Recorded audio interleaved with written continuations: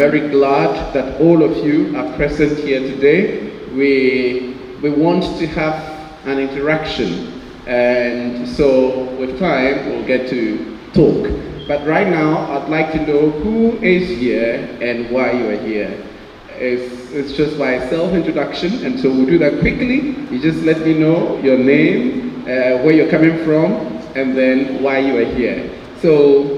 Oh, why? We should start from there? Oh no, this is where the light is shining brightly, and so your name and where you're coming from and why you're here. So, I'm Angelina Do. I'm a student of Heritage Christian University.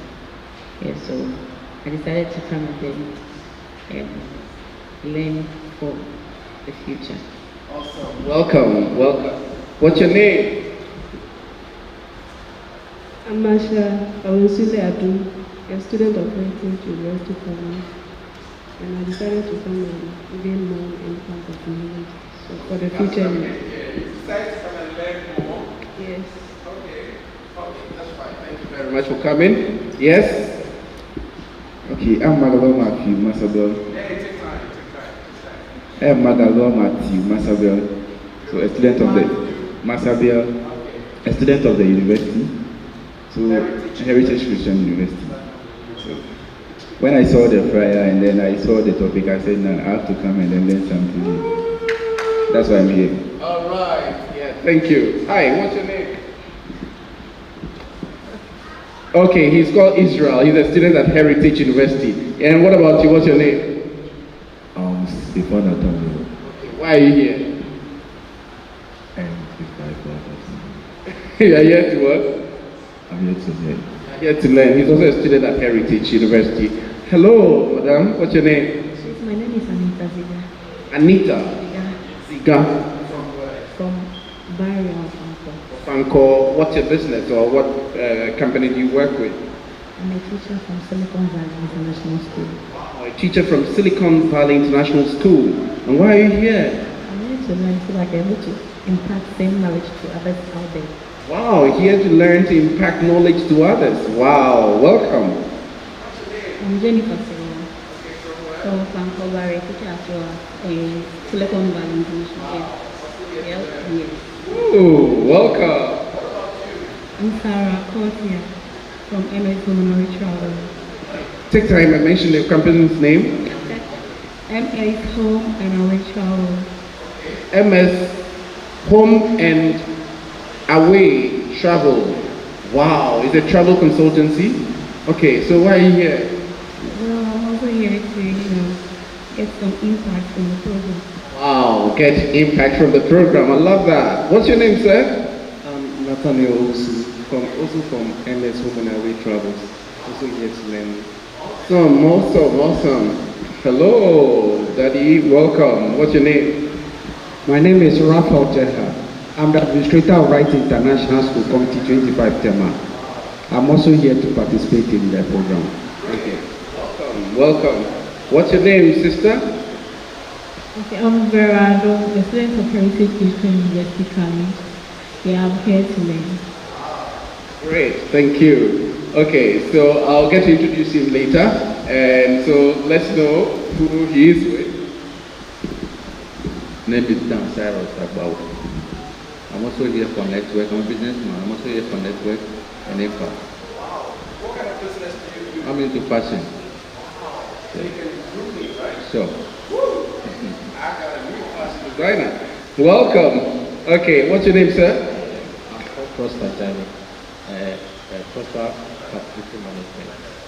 Prosper Facilities Management. Yes. That's your company. Yes, sir. Okay. So local compliance, yeah, consultant to my company. So I'm also here to learn to grow my business from networking. Awesome. So Go Compliance is a consultant to your business, and you're here to learn and also network. Great. Hi. Beautiful lady. What's your name? My name is Faith Awina Mafachao, an atomic nurse. An atomic nurse. Okay, when we talk about atomic, we are talking about I. And I work at Static Hospital Battle. So why are you here? Okay. Actually, I'm here because I want to boost my business knowledge, and also I'm here to assist my husband. Whoa! Husband one! So that is the wife to James Ofori, the brain behind today's program. Welcome. All right. What's your name, sir? My name is Emmanuel Kajujata. And break your name down. Okay, my name is Emmanuel Kajujata. Jata. That's a liar. Exactly. Oh my goodness. You guys be careful around here. Yeah. Where are you? Okay. I'm the charter president of the Adam H. Studios Club, that is the Lions Club International, and also works at JCB Bank at home as well.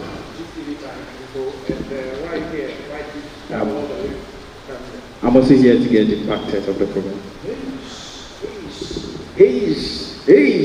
Yes, bank people are here to impact it. Then students, you won't come. Call your friends. Oh, people are coming all the way from home, Backdoor, and all of those places to come and be impacted. So you can't be on campus here and say, "For me, I will sleep." Anyway, what's your name? My name is Simpson Wilson Samuel. I am a student of Heritage, and I am here to connect to like-minded people and learn as well. Ah, that's the spirit. That's the spirit. What's your name? I'm Elias Adom, a student from the Heritage Media Center. I'm here to learn. Yeah. Okay, and then? I'm Tete Jonathan. I'm an entrepreneur, a businessman, and I play soccer, a professional soccer player. Where? Which club? Skyhawks. Skyhawks. Skyhawks. Where are they? Oh, so too. Yeah. Okay. I'm Fred Uku, a student of Heritage Christian University. I'm here to learn how businesses operate. How businesses operate. Oh, good. That's a good one. That's a good one. Final two.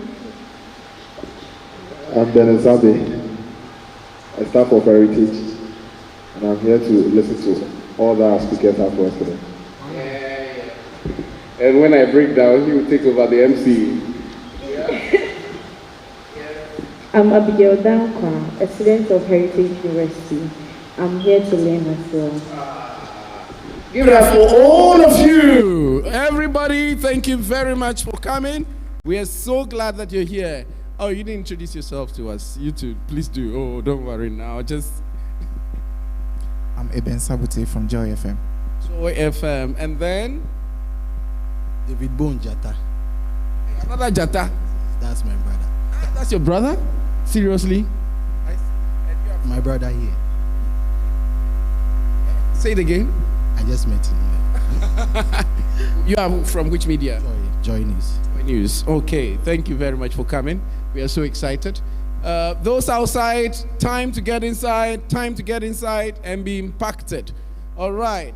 So, thank you very much. There is a video I'd like us to play. Onesimus, are you ready with the first video on Be Hungry? Be Hungry. Onesimus, are you ready? All right, so let's take a video, Be Hungry by Les Brown. Les Brown. And everybody should watch it carefully, and then just after, it's just, I think, a 4-minute video or so, and you would tell me what you learned. I told Mr. Washington I wanted to become a disc jockey. Someone asked me to tell this story. And he said, Les Brown, he said, if you want to do anything worthwhile in life, you've got to be hungry. And so I started working to develop myself. He said, I want you to practice every day being a disc jockey. I said, but I don't have any job now. He said, it doesn't matter. He said that it's better to be prepared for an opportunity and not have one than to have an opportunity and not be prepared. So every day I was working to develop myself. And that's what you must do. And as I was working to develop myself, I applied for a job as a disc jockey, WMBM on Miami Beach. I went to a guy named Milton Butterball. I said, how you doing, Mr. Butterball? I'd like to get a job as a disc jockey. He looked at me, he said, you have any broadcast background? I said, no, sir, I don't. You have any journalism background? I said, no, sir, I don't. He said, we don't have any jobs available. I said, yes, sir. I went back to Mr. Washington and I told him, he said, don't take it personally. He said, most people are so negative, they will have to say no 7 times before they say yes. He said, go back again. So I went back again. I said, how you doing, Mr. Butterball? My name is Les Brown. He said, I know what your name is. What do you want? I said, I'd like to know whether or not you have any jobs as a disc jockey, sir. He said, didn't I just tell you yesterday we didn't have any jobs? I said, yes, sir, but I know whether or not somebody got laid off or somebody was fired, sir. He said, no one was laid off or fired. Now get on out of here. I came back the next day. Hello, Mr. Butterball, how are you? He said, fine, what do you want now? I said, I'd like to know whether or not you got any jobs, sir. Didn't I tell you the last 2 days we didn't have any jobs? I said, yes, sir, but I don't know whether or not somebody got sick or somebody died, sir. He said, no one got sick or died. Now don't come back here and throw me out again. I came back the next day like I was seeing him for the first time. I said, hello, Mr. Butterball, how are you? He looked at me with rage. He said, go get me some coffee. I said, yes, sir.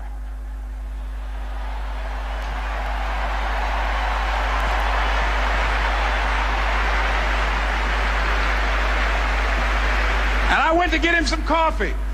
After a while, I would get their lunch and dinner, and I would go in the control rooms and take the disc jockeys their food, and I would not leave until they would ask me to leave.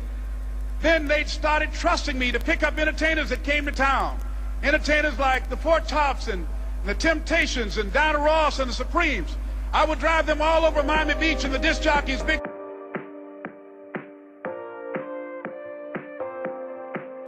Hi there, welcome to the Fair Learning Commons. As a student of Heritage Christian University College, this space is my second home on campus. Let me give you a tour.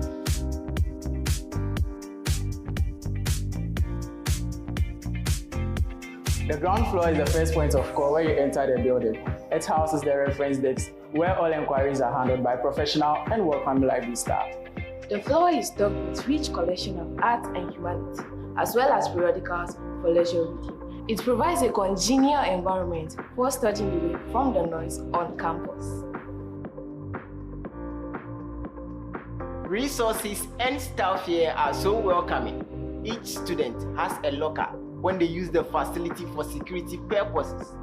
Lest I forget, this building was the best internet connectivity on campus. Studying in the library has never seemed to be this relaxing and fun.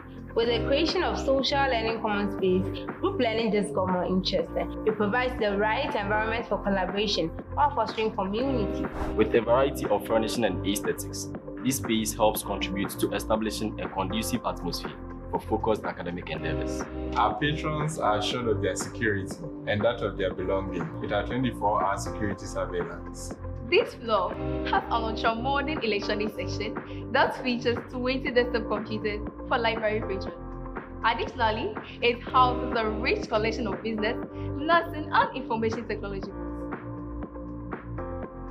For convenience, there are washrooms on this floor, as with all the other floors for our patrons, allowing them to be focused at all times. The bonus to this floor is a seminar room, which has been set for video conference facilities, for training workshops, and other collaborative activities. Now you have to be extra quiet here. Just kidding. This floor is specifically designed for graduate students and faculty. They also need a meal time for research and collaboration. I welcome you to our state-of-the-art library.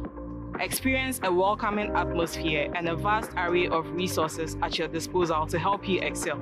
Your journey to success begins here.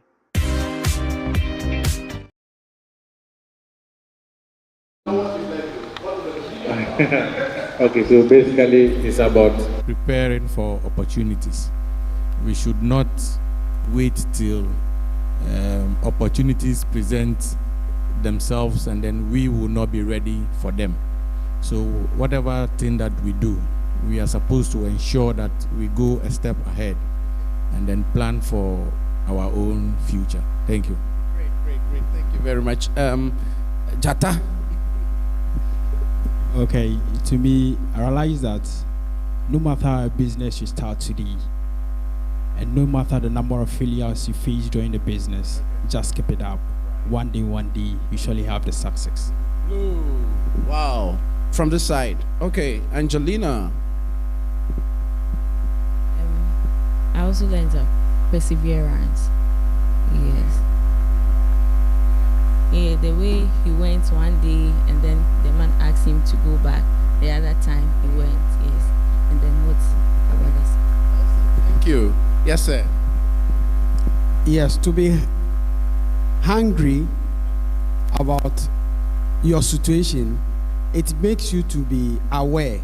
When you are aware and you become deliberate, if you become deliberate, then force comes in to push in to achieve whatever you want to achieve.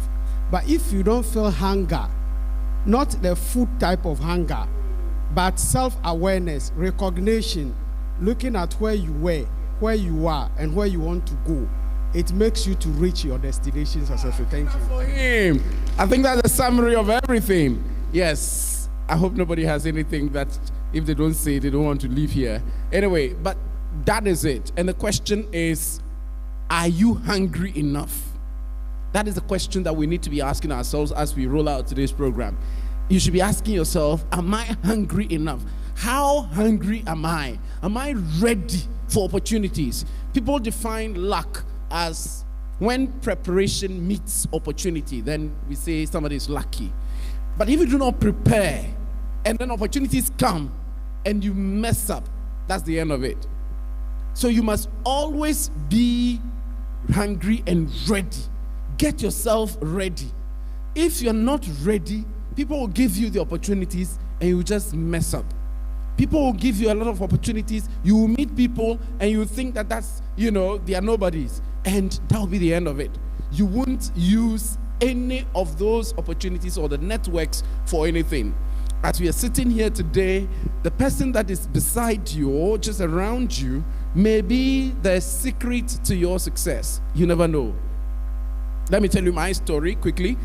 And so I was at the University of Ghana, and accommodation was a big issue, and so everybody has to find their own way and all of that. We got a room around campus at Oponglo, and then so we're lodging there. I mean, it was like a ghetto for we the guys, and so people would come and go as they wanted to.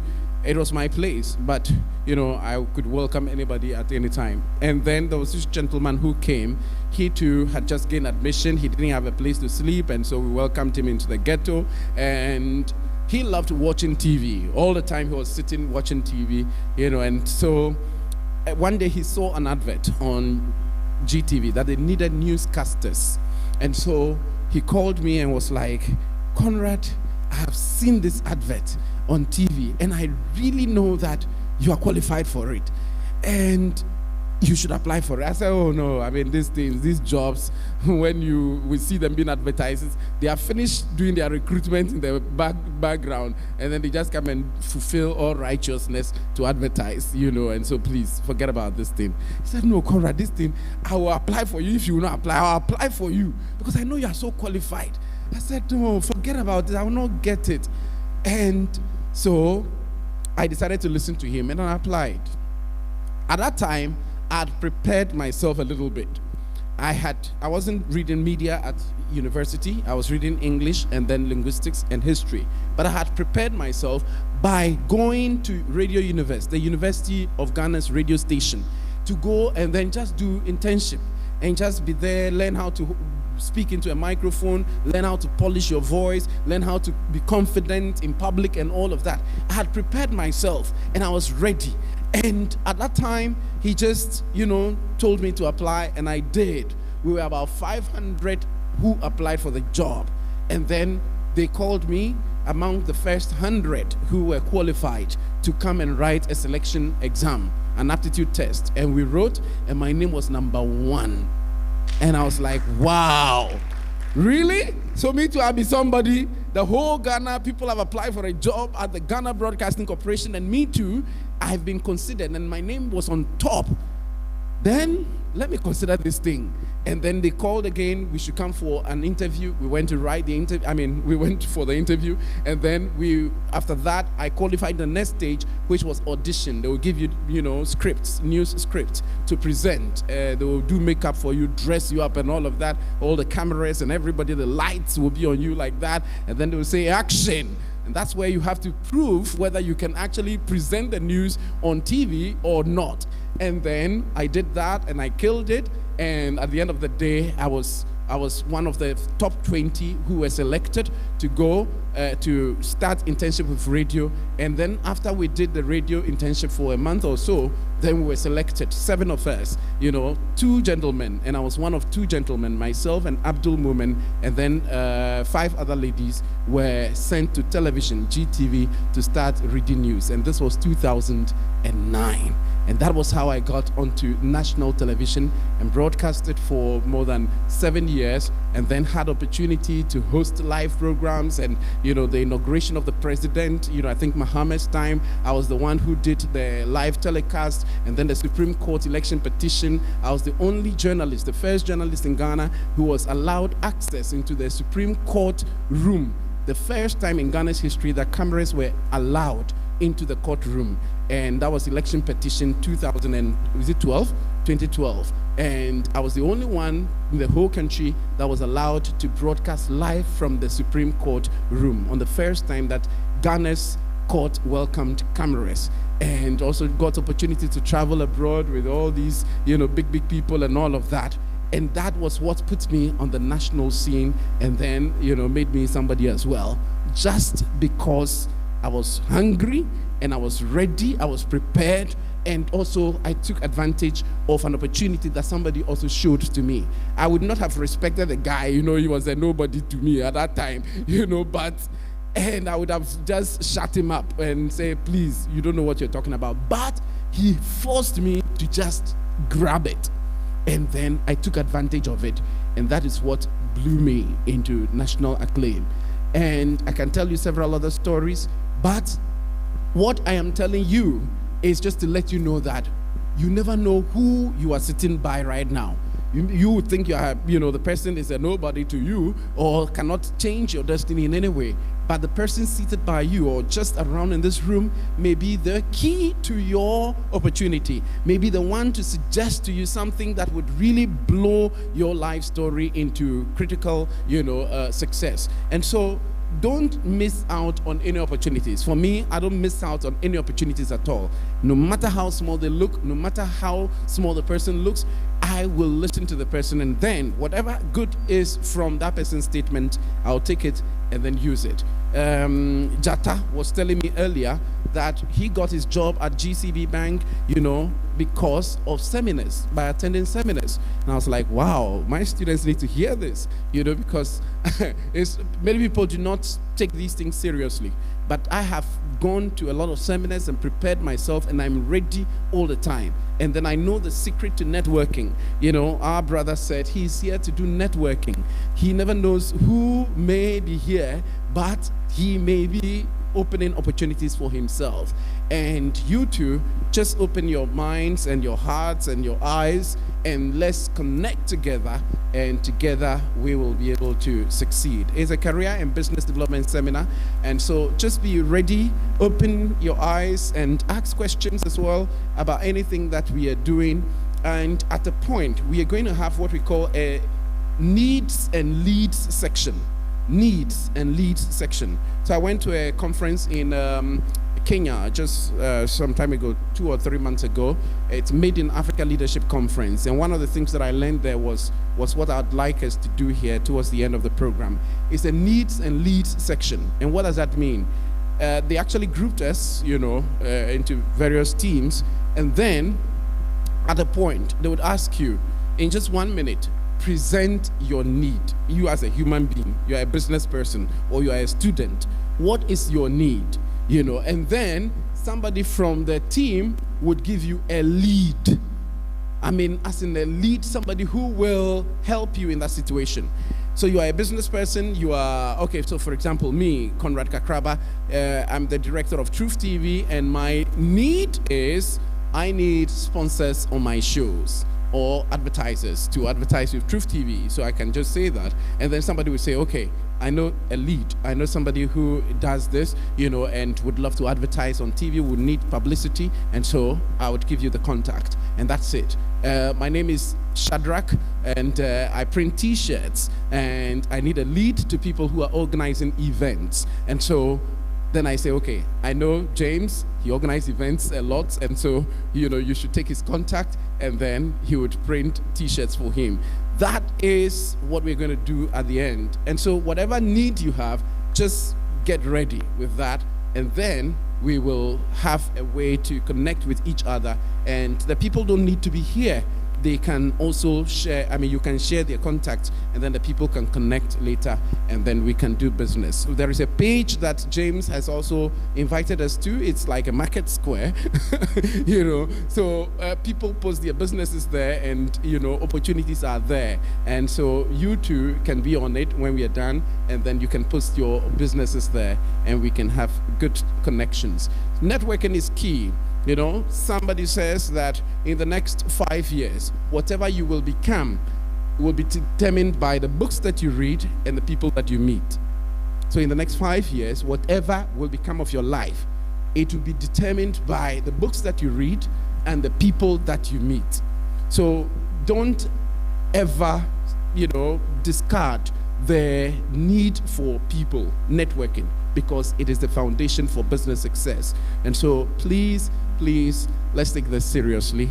And then, as I said, within an hour or so, we should be putting this to a close. So without much ado, I'll invite the CEO of Go Compliance Solutions.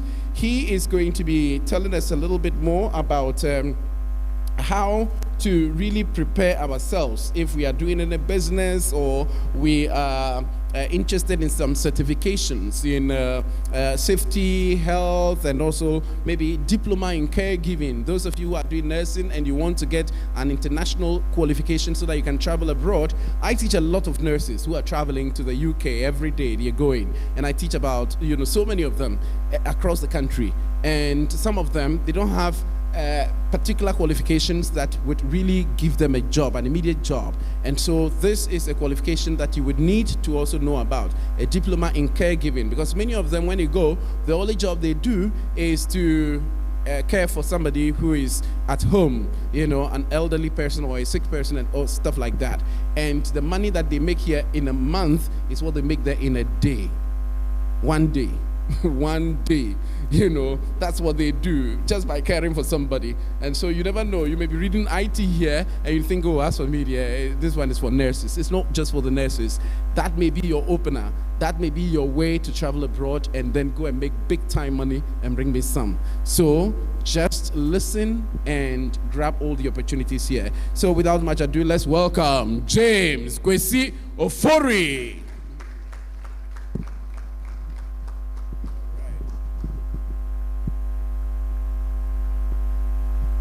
Thank you very much. I really appreciate, and then thanks to our sponsors for making today a success. If not for them, I'm not sure we'll be here. So we really appreciate them. I would like to basically introduce myself, James Kwesi Ofori, an occupational safety and then quality professional. Also the CEO of Go Compliance Solutions. I don't know if our presenter can give us the screen. Today, basically, we are looking at competence.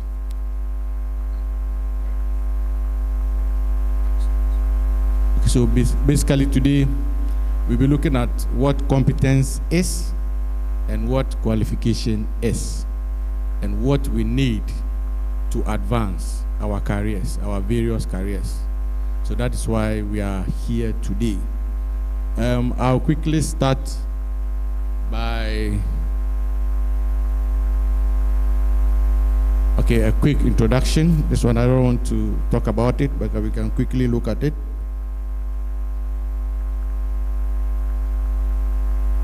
Few information about myself, work experiences prior to the Go Compliance story.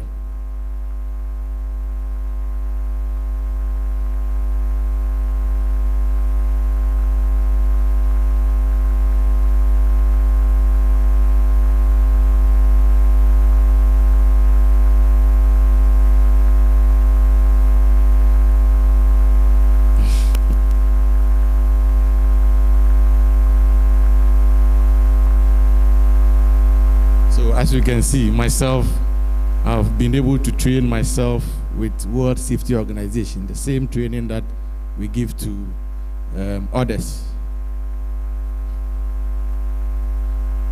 Okay, so I would like to quickly introduce Go Compliance Solutions as a company to you, what we do, and then what we stand for. So Go Compliance Solutions basically is a compliance service provider. So we are into ISO certifications. We guide businesses that want to embrace quality standards that can make them competitive in future. We also do trainings in occupational safety, health, environment, and then quality. We also look at some consulting services. We consult on occupational safety issues and environment for businesses that indirectly impact on our environment. We are located at Lucy Plaza on the Afinya Mataheku Highway, where we have the hot oven factory. So anybody who wants to do business with us can locate us at hot oven factory. Okay, so who are we? What do we do? What do we stand for? We are basically a team of occupational safety and then health experts. So we guide, you know, today when you go to town and you see companies working, you marvel, especially in the technical industries where we have the construction, the manufacturing and stuff. I walk every day in town and I see people on top of roofs without any form of protection. And then when you advise them, all they can tell you is that at the end of the day, he's going to get some 50 Ghana cedi as wage for his services. And for that matter, he doesn't care if he dies or not. So what we do is that we advise organizations to reduce their risk levels. So by so doing, what happens is that you do not expose yourself to all manners of dangers that can result in a whole lot of issues. So basically, we are just a team that guides businesses on risk management, whether occupational safety, whether quality or environment. We also work with Les Kudos legal consultants, and then they guide our business partners when it comes to legal compliance. So what am I doing? Am I doing it within the confines of the law, or I'm going out of what the law says that we should do? So businesses that basically do not have even legal advisors, we work with them through our legal consultants. They are located in Osu at the Heritage Ghana building. So what do we do? Site risk assessment. So whatever project that you have, irrespective of the site, we guide you to identify hazards, risks, and then we advise you on safe measures or safe working protocols. We talk of the ISO system implementations and audit. We guide you to draft policies, procedures, ensure that your workers are competent, and then also ensure that your businesses are competitive in future. We provide training, so we have occupational diploma and then advanced diploma programs in occupational safety and health. We have health, safety and environment. We also have safety and fire science. We have emergency medical services, grade 1, strictly professional programs that we train people in to become masters on their own. You can acquire jobs whilst seeking to advance your career. And then we also have the UK, the caregiving diploma and then advanced diploma.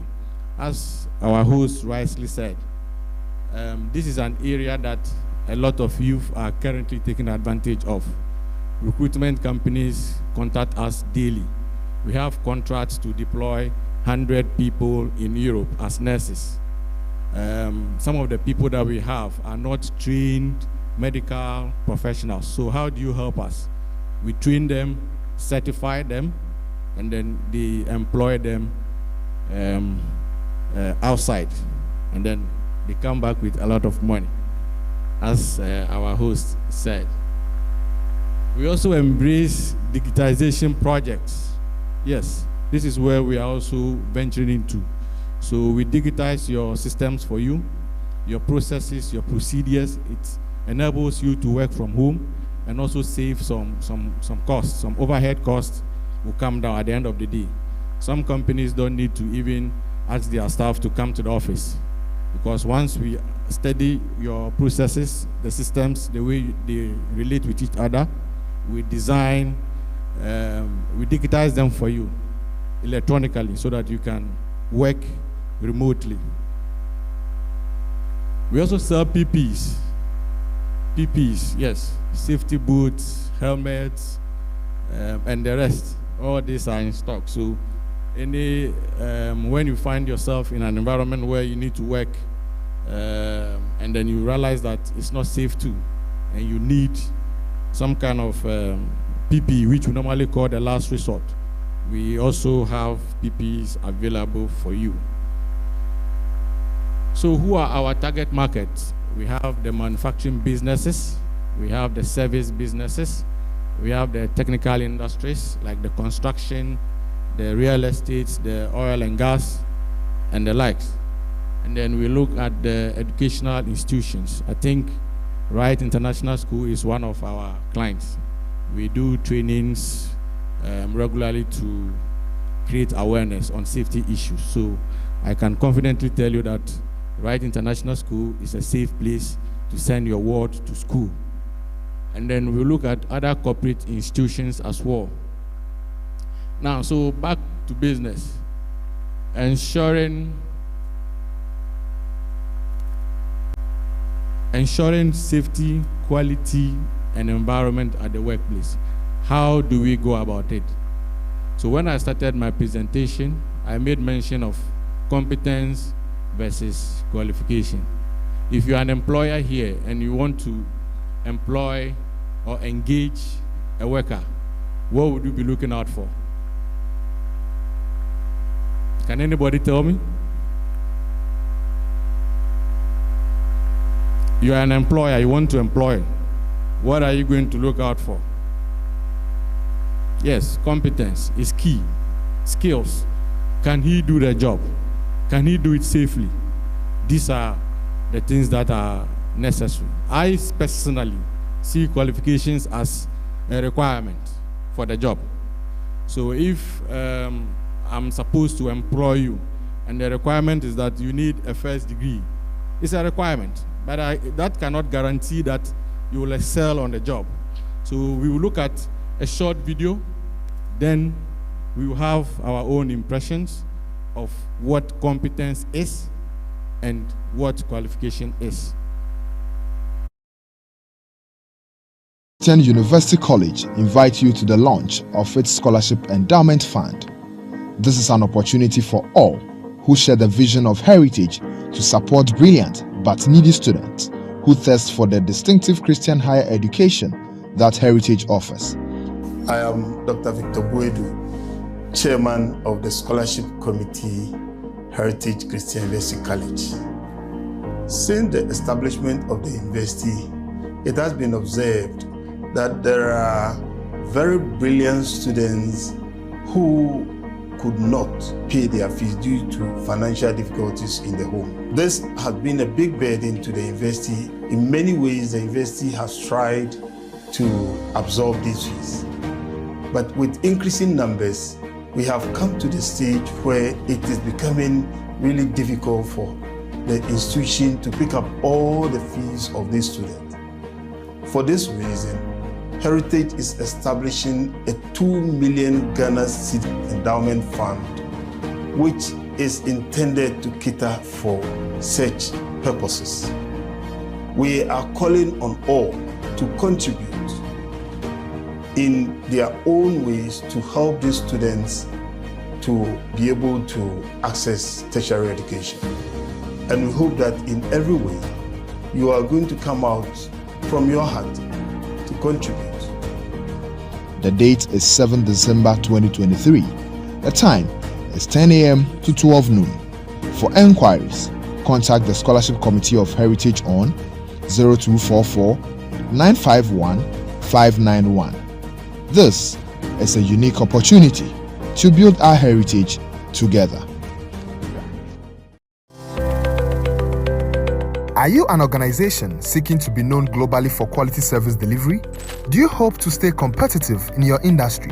Embrace ISO 45001, ISO 9001, and ISO 14001 management systems with Go Compliance Solutions. At Go Compliance Solutions, we offer comprehensive HSE training and awareness, health screening campaigns for organizations, and compliance inspections with ISO system audits. Our experts help implement robust safety environment and quality systems tailored for your business needs. Achieve ISO 45001, ISO 14001, and ISO 9001 certifications with ease. Experience the digitization of administrative processes and thorough project risk assessment. Partner with Go Compliance Solutions and achieve operational excellence. Contact us today on 0249 261 175 or 0558 184 414. You can also call us on 0246 544 531. We are located at Afienya Mataiko Highway, adjacent Hot Oven Factory. Visit our website at gocomplianceghana.com. Go Compliance Solutions, guiding you to success.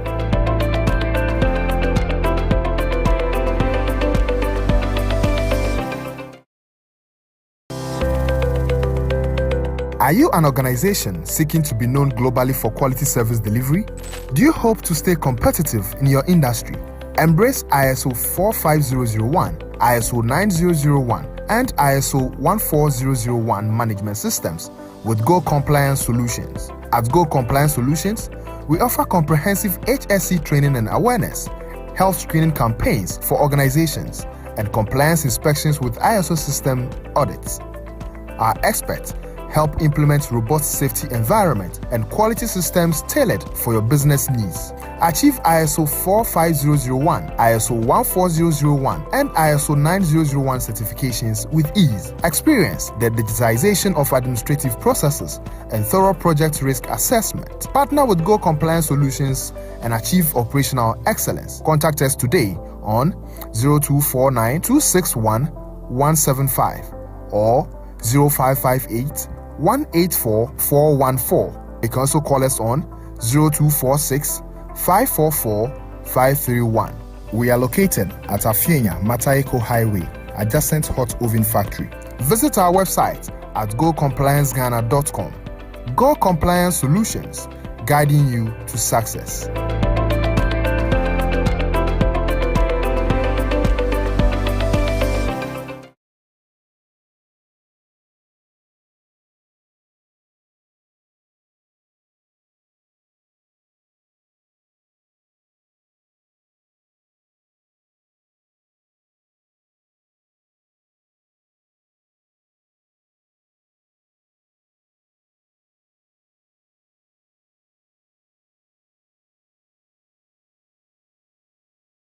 Of the company, each one of you,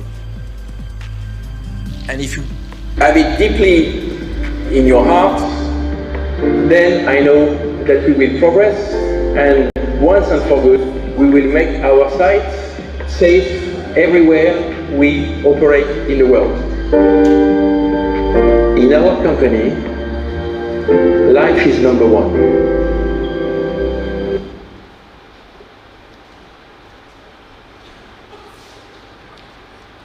Okay. Please, I want someone to tell me if he is an employer. Among the two employees, the supervisor and then the worker, who will he or she engage? And why? I will engage the supervisor because he didn't do things right. Yes, that's what I see from the video. You will engage the supervisor? Yes. Who is that? Okay, that's fine. Please, let me hear you. Among the two workers, one said, ignore the safety measures, go ahead and do the work. And the other one said, no, I don't think it is safe. In all due respect, I cannot proceed unless you satisfy some minimum requirements. You understand? He refuses to do the job. Now, the supervisor who says, go ahead. I am telling you, please, I'm commanding you to do it. And he says that the worker is changing his mind. So what do? He went himself to do the work. And what happened? He died. You understand? So if you are to employ the two of them, would you employ the one that can die or the one that will survive? So if I'm to employ, I'm going to employ the worker, the one who chose the right way, go through the right procedure. And why? Because I think he is competent. The supervisor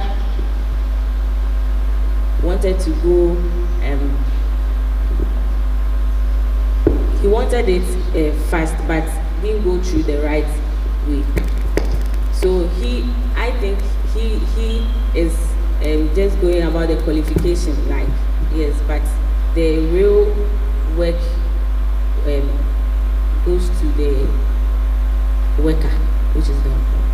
Okay, thank you very much. So basically, I think rightly said, a competent worker is the one who does the work well and also does it safely to avoid losses. For instance, that accident can cost the company a lot of fines and compensations at the end of the day. And what happens? The company can fold out. So imagine as young businesses, you start a business, you are into project management, you go for a contract, and then you engage your staff. You don't train them, you don't ensure that they understand the safe working protocols, and then you deploy them without even personal protective equipment.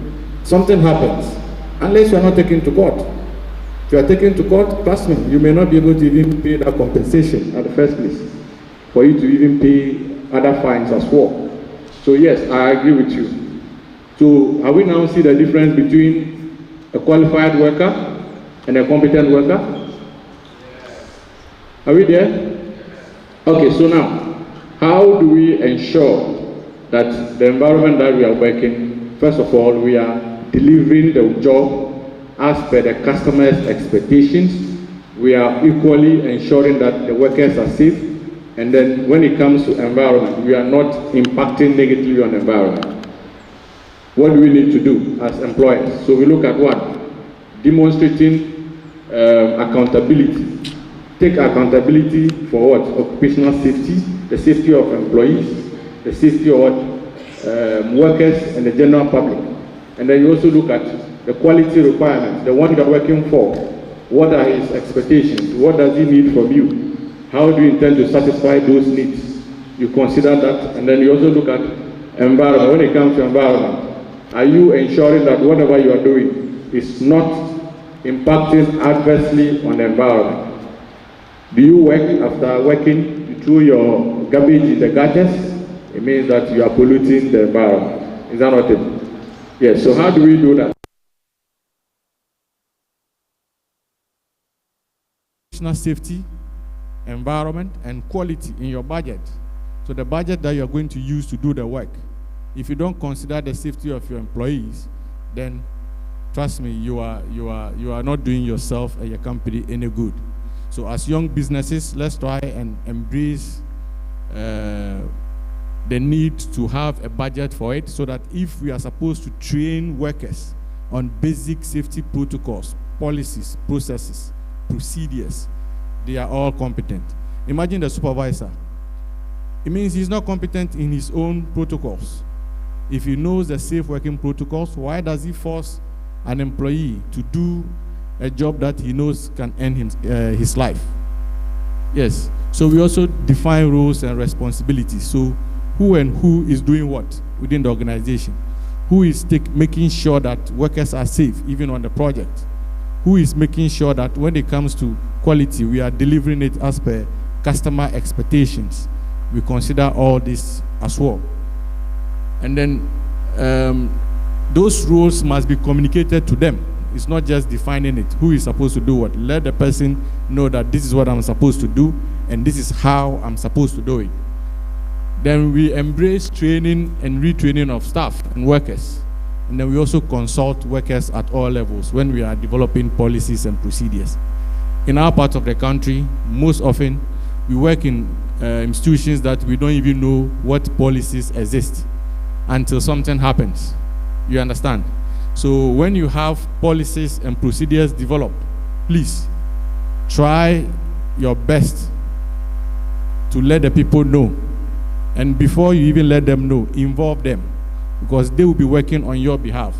If you don't seek their opinion, trust me, you bring policies that will not be practical when it comes to implementation. Are you getting my point? So that is why we do the consultation and participation. And then we embrace change. That is the most difficult aspect of our business when it comes to local businesses. Change. This is how we do it.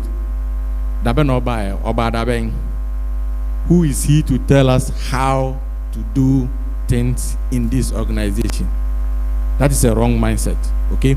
So when something goes wrong, you find out, you conduct a root cause analysis. What happened? Why did it happen? You understand? You uncover the root causes, and then you implement some corrective actions. So whatever the corrective actions will be, it is aimed at what? Preventing reoccurrence of that same incident. Is that not it? Yes, so that is why we embrace change. And also ensure that our business processes are well documented. Why are we saying they should be documented? You can't keep a process in your head. What if you are the process owner and you die? So does it mean that the business should not continue? So processes are supposed to be documented, and then everyone is supposed to be aware of how the process flow works. So if I am an accountant and then I need to release funds for a project, what is the process? You understand? Does it say I should put in a request? Did I follow that process? Or because the accountant is your brother, you pass back door and tell him to release money for you? Or the CEO is your friend, so CEO, me ko accountant ho a be check fascan mam na menko, I'll come and retire. These are some of the wrong things that we do. So the processes must be identified, documented, and maintained, communicated to the people so that they will know how to go about it. So never maintain a business process in your head. It must be available to others. And yes, we come back to the competence. So ensure you appoint competent persons to work for you, whether in a leadership role or low level or middle level role. You understand? So now, this supervisor that we just saw, if he was competent in the protocols, he wouldn't force someone to do what is not supposed to be done. Is that not correct? Yes, so that is why we are looking at the competence. And then the leadership must be competent before they can enforce some of these protocols. Is that okay? Let's avoid shortcuts. It takes us to our early grave. So yes, periodically you need to audit the systems, the processes that you have. So for instance, process for public speaking, as I'm speaking now, okay? There is a process that has been documented. Then along the line, you identify a gap. What do? You investigate that gap. How did it occur? That is what we call the root cause analysis. So you dig deeper to uncover all the root causes and the surface causes. And then you'll be able to implement measures that would prevent them from happening again. So at this point, sometimes take your process, audit it. What is on paper, is that what is being done on the ground? Are you getting my point? So what is on paper that we are all aware of? When you go to the ground, is that how the job is being done? We should be aware. If it is not conforming, then we identify where the gaps are, and then we close them. And then we appreciate managers, supervisors, team leaders, especially those who commit to what? Enforcing these protocols. Is that okay? Let's appreciate them. Appreciation doesn't mean always giving them some tokens, but even recognizing them, they become role models to others. Is that not it? Others begin to emulate. Okay.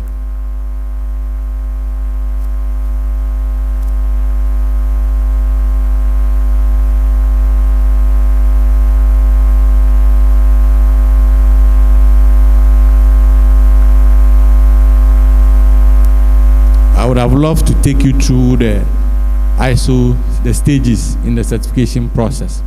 But for the purpose of time, I will skip that one, and then we look at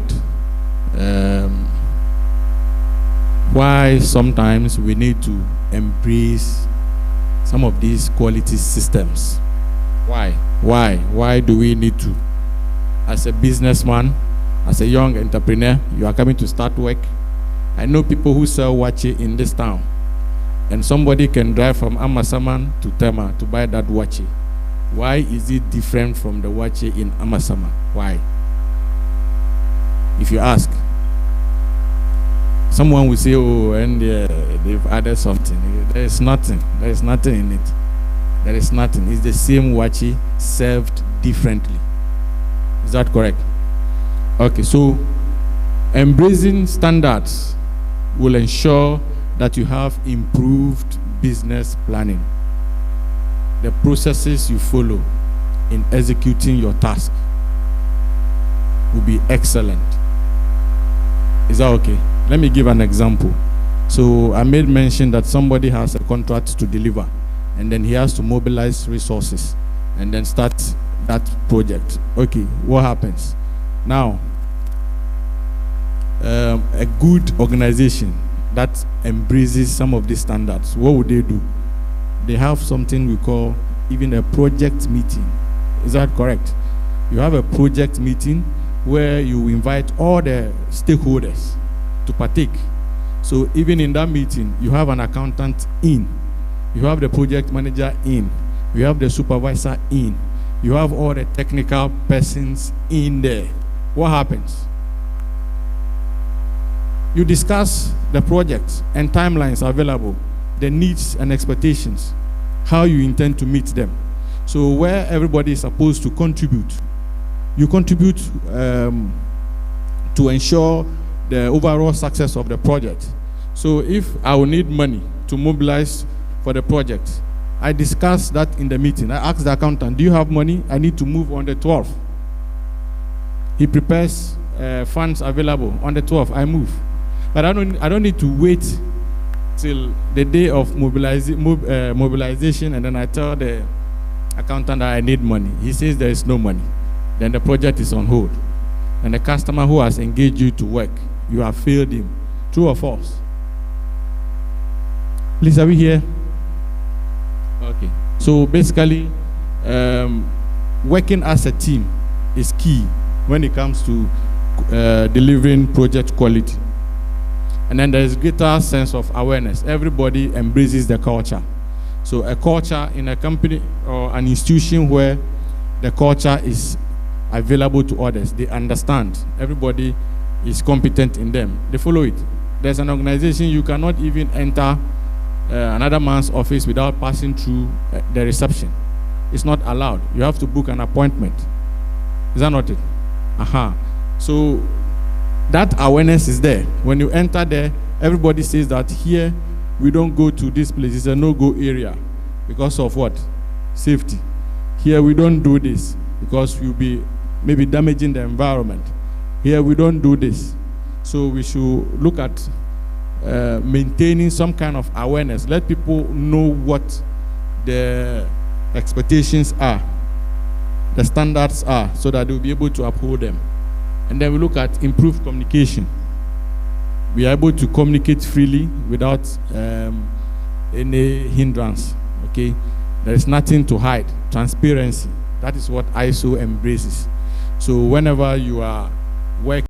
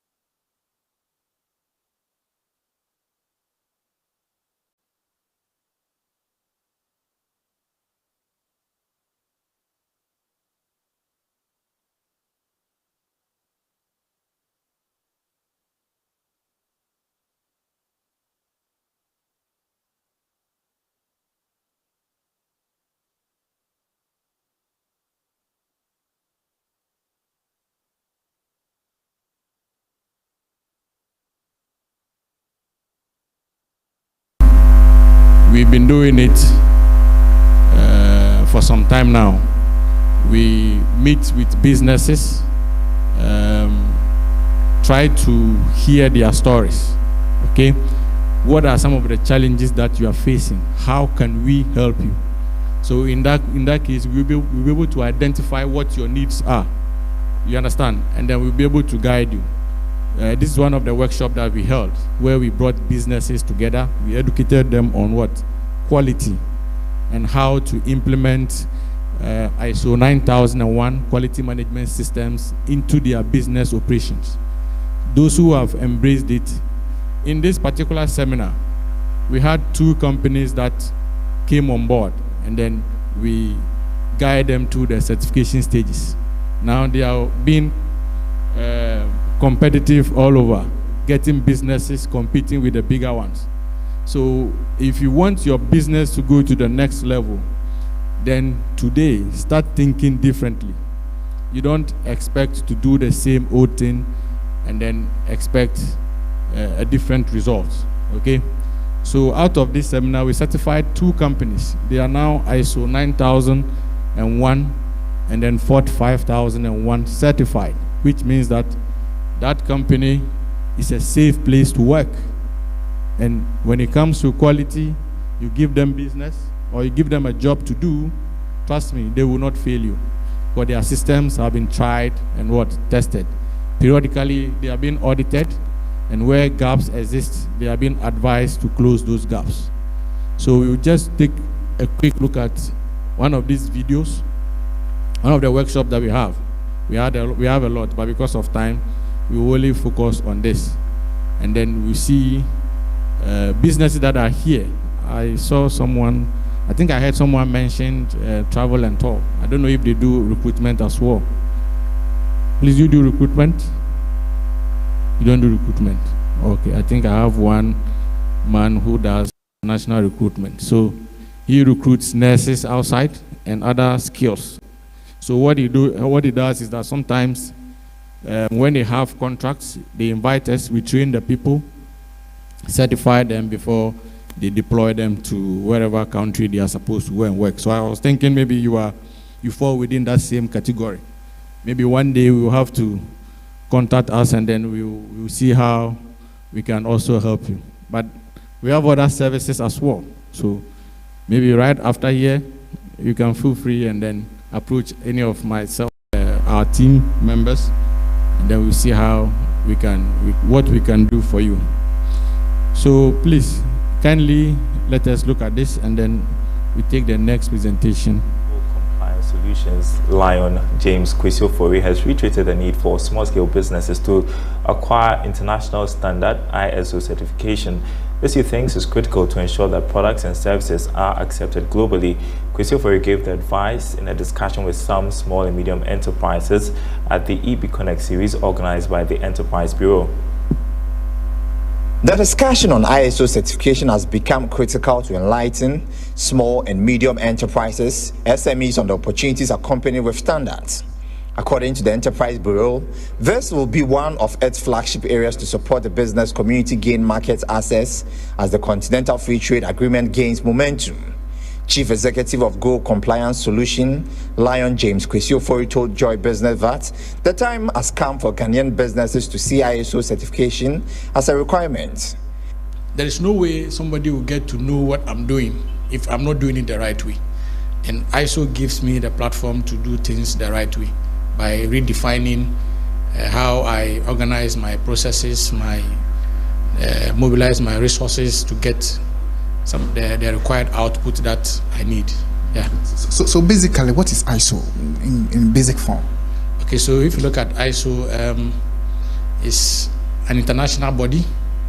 We call it International Organization for Standardization. What they do is that they come up with standards for organizations to follow, to implement in their respective fields. So, for instance, if I need to work in the construction industry where I will be exposed to more hazards. Workers will be exposed to hazards and then other risks.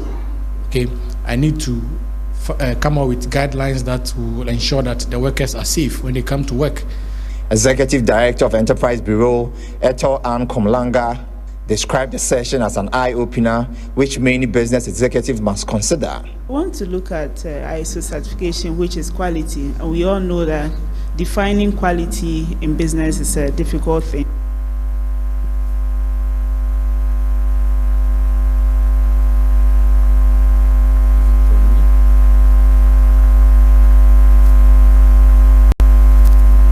Now, Chief Executive of Go Compliance Solutions, Lion James Kwesiofori, has reiterated the need for small-scale businesses to acquire international standard ISO certification. This he thinks is critical to ensure that products and services are accepted globally. Kwesiofori gave the advice in a discussion with some small and medium enterprises at the EB Connect series organized by the Enterprise Bureau. The discussion on ISO certification has become critical to enlighten small and medium enterprises, SMEs, on the opportunities accompanied with standards. According to the Enterprise Bureau, this will be one of its flagship areas to support the business community gain market access as the Continental Free Trade Agreement gains momentum. Chief Executive of Go Compliance Solution, Lion James Kwesiofori, told Joy Business that the time has come for Ghanaian businesses to see ISO certification as a requirement. There is no way somebody will get to know what I'm doing if I'm not doing it the right way. And ISO gives me the platform to do things the right way by redefining how I organize my processes, mobilize my resources to get the required output that I need. Yeah. So basically, what is ISO in basic form? Okay, so if you look at ISO, it's an international body. We call it International Organization for Standardization.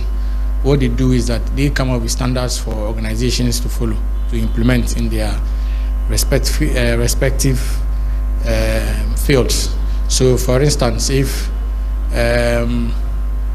I need to work in the construction industry where I will be exposed to more hazards. Workers will be exposed to hazards and then other risks. Okay, I need to come up with guidelines that will ensure that the workers are safe when they come to work. Executive Director of Enterprise Bureau, Eto Ann Komlanga, described the session as an eye-opener which many business executives must consider. I want to look at ISO certification, which is quality, and we all know that defining quality in business is a difficult thing, and it's factors such as cost, competence, and all other things affected. So today we have brought together a number of startups, once again, to look at quality definition and our quality policies, and also get advice on ISO certification, the steps to take, and which ones is ideal for the various startups in our fold. The EB Connect series is conducted to engage experts on training business strategies to support their expansion.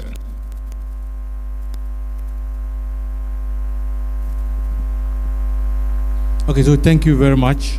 I think I'm done. We'll take the next presentation for the day. Thank you very much.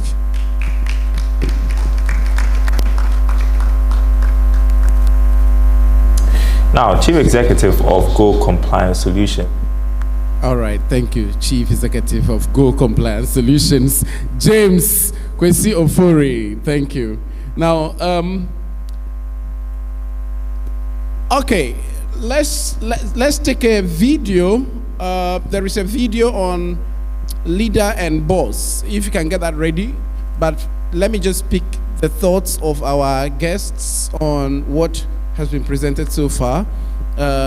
If you have any lessons that you've learned, maybe one thing that you've learned from today's presentation, just let us know. Just one thing. Just one. Okay, Jata, I'm coming to you first. You are the lion. You are not afraid. Just anything. Oh, okay. With a short lecture that we had this afternoon, I learned about the career aspect of a business, and then how the safety and then the risks. Okay, the risk aspect of a business needs to be safe, so you need to apply the safe methods and then the requirements for it to be the best. Thank you. Bismarck, okay, let's take Bismarck. So I took my lessons from the video that we watched. I think regardless of pressure from your supervisor or whoever, you should do the right thing if you know the right thing to do. Thank you. Nice. Yes. I've learned that we should always be prepared, because you don't know when an opportunity will come and knock on your door. So you have to upgrade yourself, go to places, meet more people. Then I think you are good to go. Thank you. All right, two more here. Okay, mine is to make responsibility the number one factor in whatever that we do. Responsibility. Awesome. Yeah, Jonathan. Okay, so mine first of all is mostly the certifications. We know to be an addition to whatever we are doing, but today I've learned that when you go through it, it gives you more knowledge to become safe in whatever you do, or to do the right thing. And secondly, I wanted to ask a question. My question was, I don't know if you can help.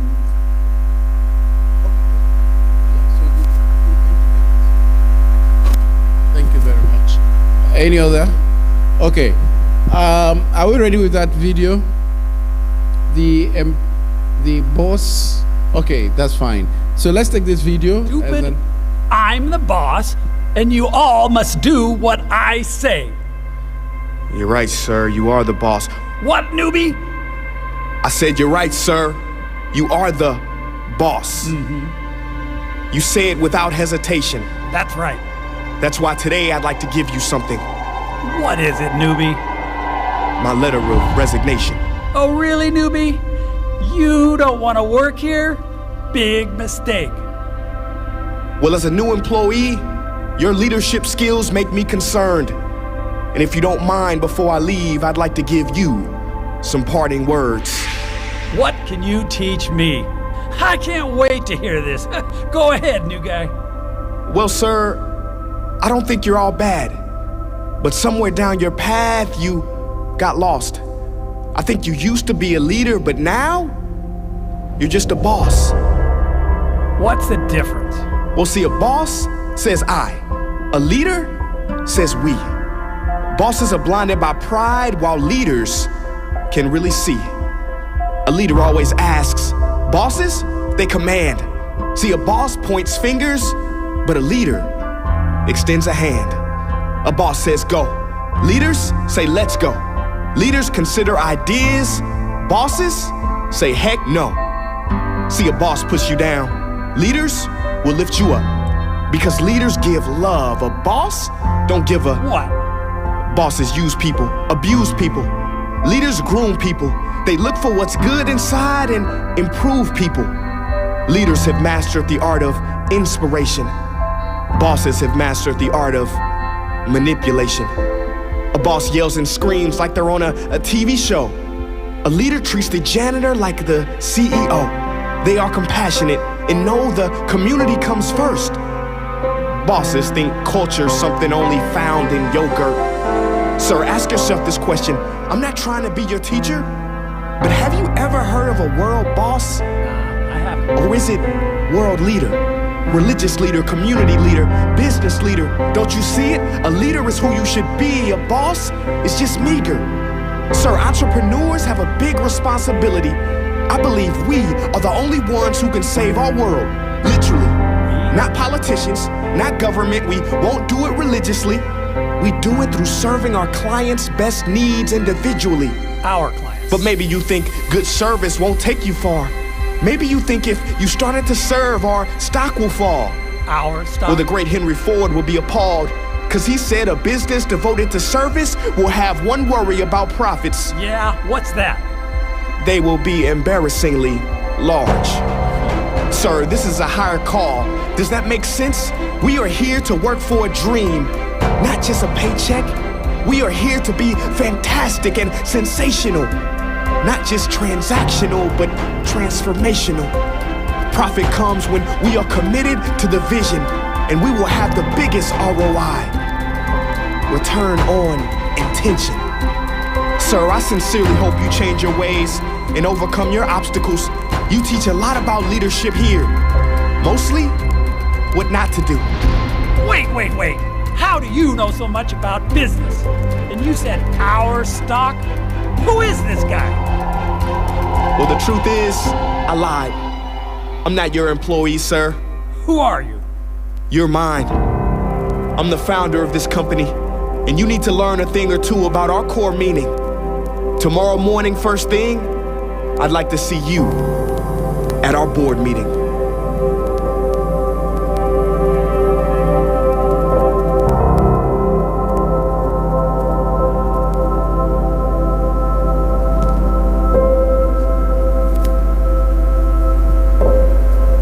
Right. Why, did you like it that much? Hey, we are smiling. Tell me what you learned.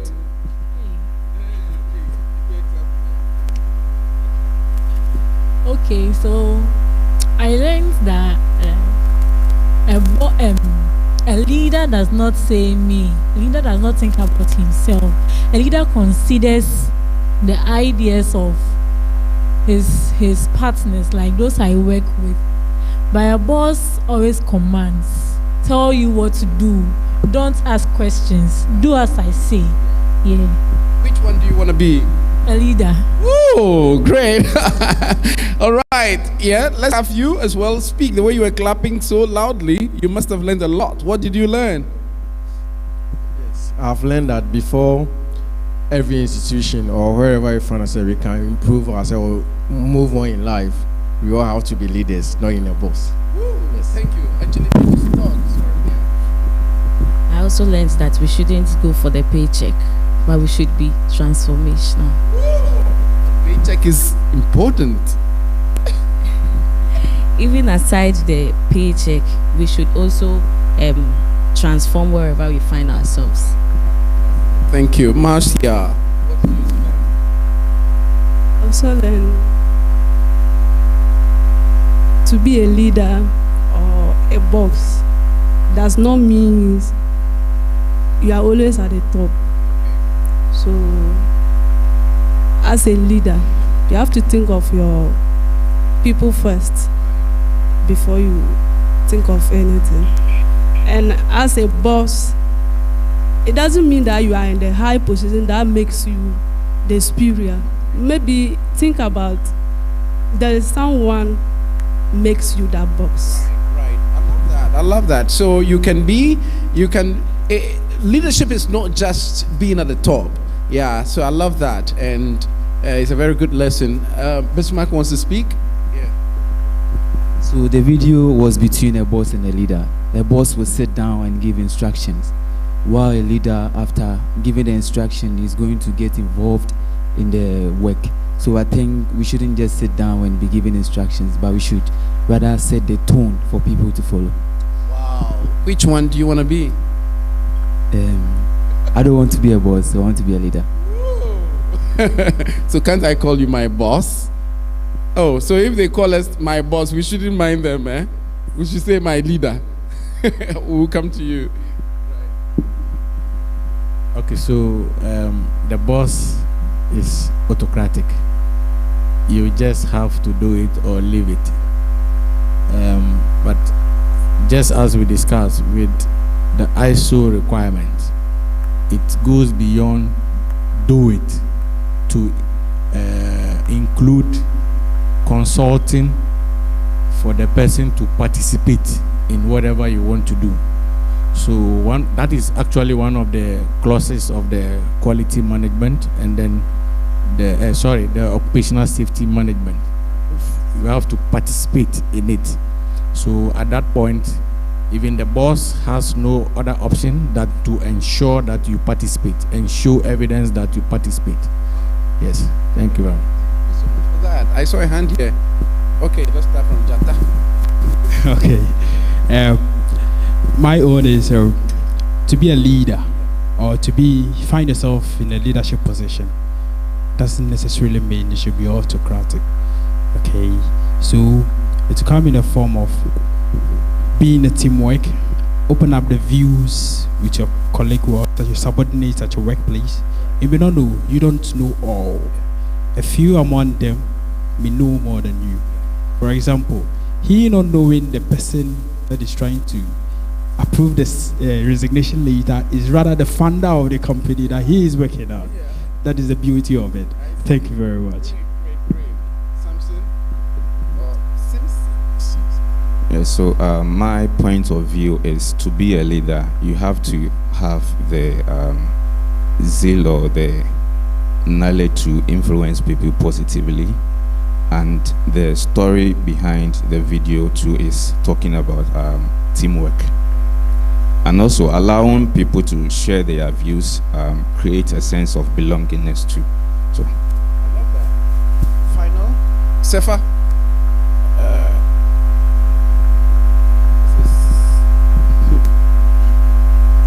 And I think it's not about the like you having the title boss or a leader. Boss or a leader. I can be a leader, he can be a leader, he can also be a leader. So we all can be leaders, not bosses. That's a very good one, because it means that from wherever you are, you can lead. And that is through what? Service, right? It's not just about, you're feeling yourself and you're looking all big and all of that and come to command everybody about. That makes you a leader. No, it just makes you a boss. Yeah, I love that point so much. Dennis, you want to say something? That's the final one.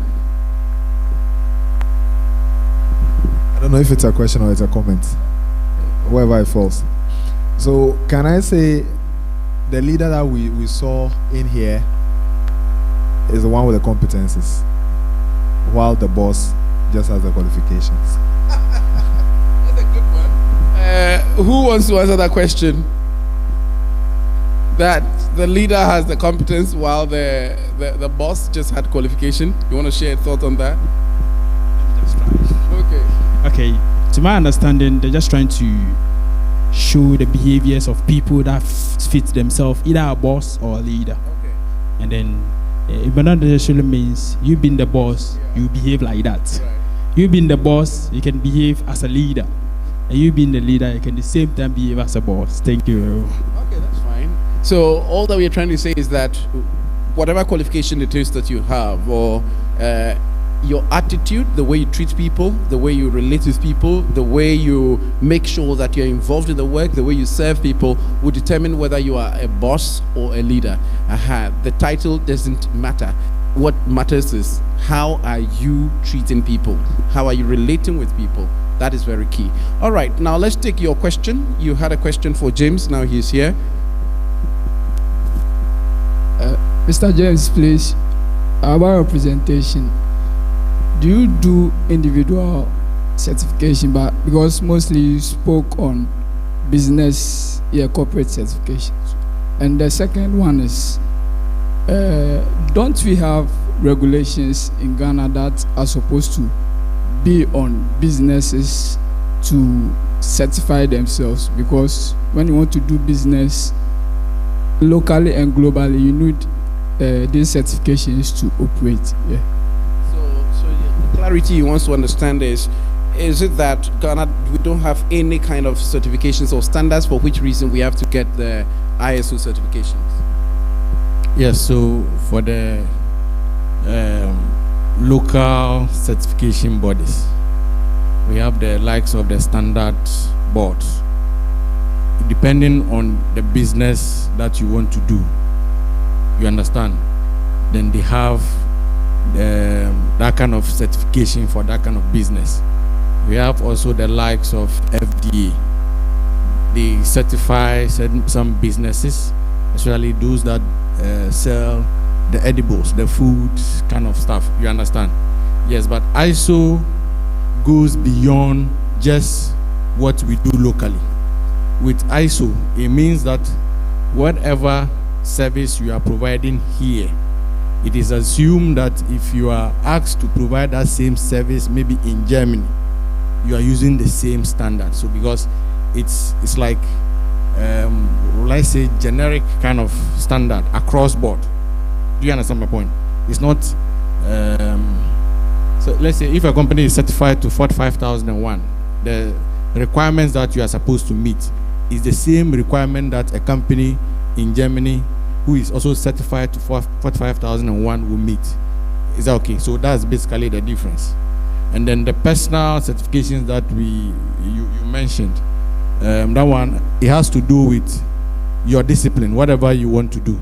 So if you are a rigger basically those who do the telecom stuffs and some on the rigging platforms, okay? We have some standards that or certifications that you need. In Ghana, I don't think I've seen any company locally that is doing that.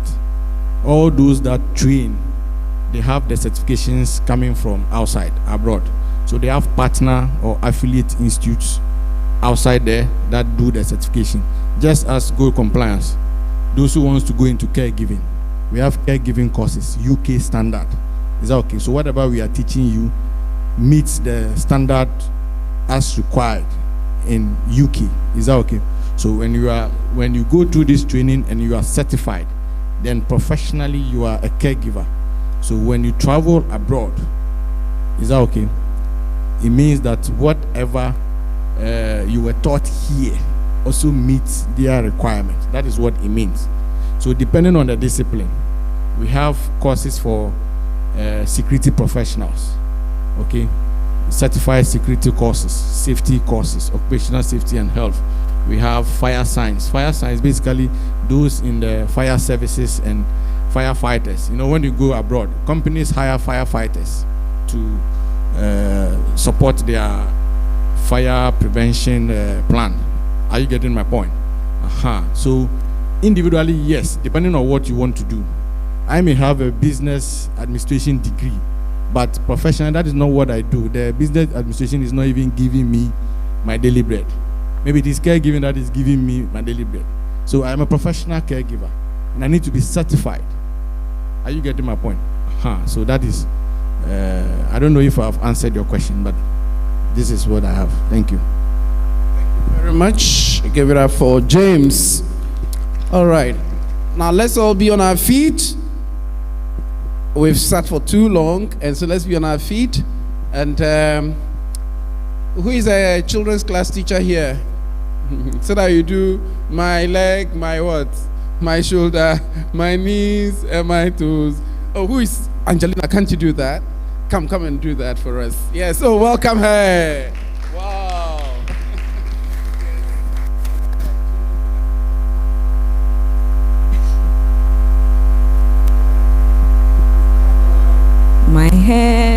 my shoulders, my knees, my toes, my head, my shoulders, my knees, my toes, my head, my shoulders, my knees, my toes, they all belong to Jesus.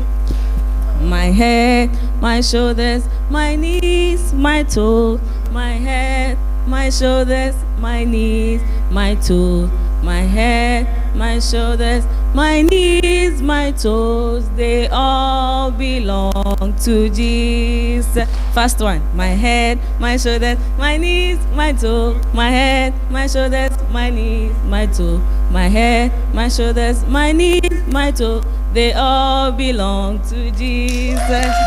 Oh, thank you so much, Angelina. Let's take our seats now, and we will take the last presentation, and that would just be some 10-minute, it's not long, and so 10 minutes, and then we'll get into that session of needs and leads. Okay, so we've got with us a lecturer from Regional Maritime University, and he's in the person of Dr. Devt Dome. So please welcome him with a round of applause.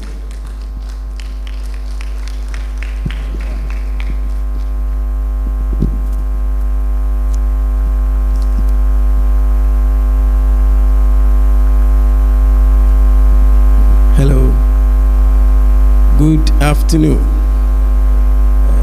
Thank you so much for giving me the opportunity to share with you some little issues relating to ISO or standardization and then quality process. I won't take much of your time, and we'll be done very soon.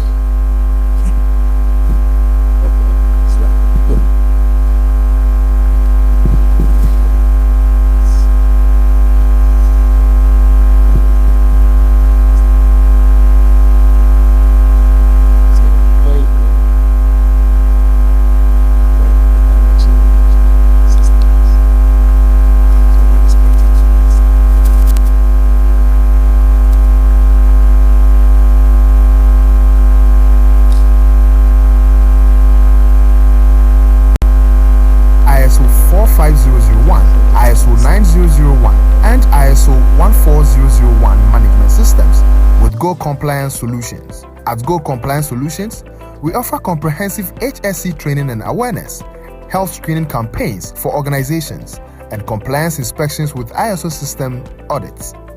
Our experts help implement robust safety environment and quality systems tailored for your business needs. Achieve ISO 45001, ISO 14001, and ISO 9001 certifications with When do you get to know that, oh, I need ISO at this time? And that's what I just want to dwell on them.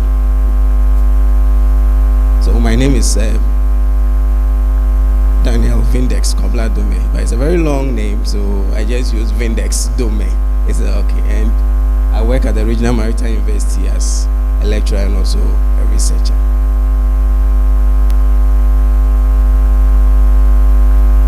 Apart from teaching, I also want to build industrial experience, which also becomes very important, especially with regards to the presentation I'll be making. So I've also taken the pain to do internships. So I teach, and at the same time I go to industry, go and observe what they do, and then learn new things, so that when I come to the classroom, I'll be able to also talk about practical stuff. So currently I'm with Valco, Water Aluminium Company Limited, understudying their safety processes, how they implement safety. Very important. So I want us to look at this hypothetical case. And it's a case of one man. Again, it's a hypothetical word, man. So please, if by coincidence you are called John Akoto, please don't be offended. Is that okay? So let's assume that there is one man called Mr. John Akoto, and this man wants to start a warehouse business. Is that okay? So he has always been in love with the warehouse business, getting goods from companies and storing it for them, and whenever they need it, they come for it. Is that okay? Unfortunately, he has been given the opportunity to start a business. So out of the 16 regions we have, 10 of the regions he has got warehouses over there. He's ready to start his business. And then we also have forklifts. He has gotten some forklifts to use, because warehouse business goes with the warehouse and also the business, the forklifts. Some of the goods are heavy. Human beings cannot lift them. Some of them must also be placed at heights, so you need the forklift. In companies, some companies call them a lift truck. Is that okay? So what do you think Mr. Akoto will be looking out for managing his business? Is that okay? So he needs to manage this business. And when we say he has to manage the business, what is he managing? He has to take care of the warehouse, isn't it? The structure, because with time, now it's new, nice, beautiful. With time, it begins to deteriorate. If you don't put in good management practices, you realize everything runs down, your company also runs down. Is that okay? So the warehouses must be maintained. And when you are talking about managing the warehouses, you're looking at both operations and maintenance. Operations as to how things to be put, placed in the warehouse, very important. And the maintenance, like I said, the structure itself needs to be kept new and in good condition always. Then he also has lift trucks or forklifts. Is that okay? Those also needs to be managed, isn't it? So again, what is he going to manage? How we use a forklift? Who is going to operate it? And then it needs to be maintained. Is that okay? So those are some of the responsibilities that Mr. Akoto has. Then personnel, and he needs people for a variety of things. For instance, operations, operating the equipment, running the lift truck, making sure that when goods come to the warehouse, is it first in, first out, or those doing the supply chains? I don't know if we have some here. They have some terms, the FTF, first in, first out, or first in, last out, those processes. Who is going to tell us that this is what we have to follow? So you need equipment operators, you need maintenance or technicians. They will be able to troubleshoot when a lift truck breaks down. What do we have to do? All those things needs to be managed. Then housekeeping, very, very important. I fell in love with your campus immediately. I stepped in, and without even getting to know the programs you are running, and then the quality of how you are doing it. I've not asked this question, but already I have this strong feeling that everything is good. And the question is, why? Good housekeeping. Housekeeping will make everybody have your first impression that everything is okay. So in industry also, housekeeping, or in business, housekeeping is very, very important. How are we going to keep Mr. Akoto's warehouse clean, nice, always? Some warehouses, you have lines demarcated, painted. After some time, it will fade. We need to repaint, keep the place nice. So that also needs to be addressed. Then we have administrative procedures. This is how we do our things. Before you bring in goods, talk to this fellow, get this way bill, do that before you pick something. So all those things need to be managed. Mr. Akoto has a lot of work to do. Is that okay? And when we talk about managing people, we are thinking about safety. People are going to be doing things. How are they going to be doing? Can they just do it anyhow? What if they get hurt? Then we shall go to the court, and then we shall pay, compensations and all that the company will lose. And then very soon, Mr. Akoto will run out of what? Business. So all those things, we need to be thinking about it if you want to start business. Performance, and this is where quality comes in. When do we say that, oh, this warehouse is delivering top-notch performance, like it's doing well according to what standard? Is that okay? So that is where quality also comes in. Then procedure, documentation, how to do it, the standard approach. We don't want to have a lot of bottlenecks in the system. You have to go there before you get a little job done. Before you realize, before some cargo can leave the warehouse, it would have taken maybe a whole 12 hours. So when the truck comes, maybe the next day before you can leave. All those things affect work efficiency. And if you properly manage your business, everything moves fast. And then that also brings in the returns. Is that okay? So all these things needs to be thought about, and then you find a proper way of getting them done. Then the environment also needs to be managed.